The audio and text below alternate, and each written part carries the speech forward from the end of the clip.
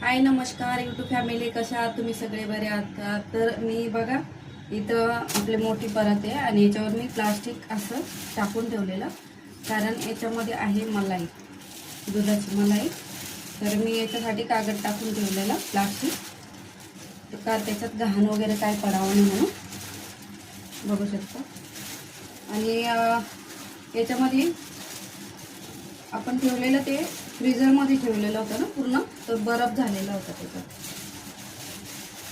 म्हणून ते बर्फ पिघळण्यासाठी आपण बाहेर काढून ठेवलेली मलाई. तर इथं बघू शकता एवढी मलाई, कमीत कमी 1-2 किलो असं नाही, 1-1.5 किलो असं, लाईक 1.5 किलो. तर आपण ही मलाई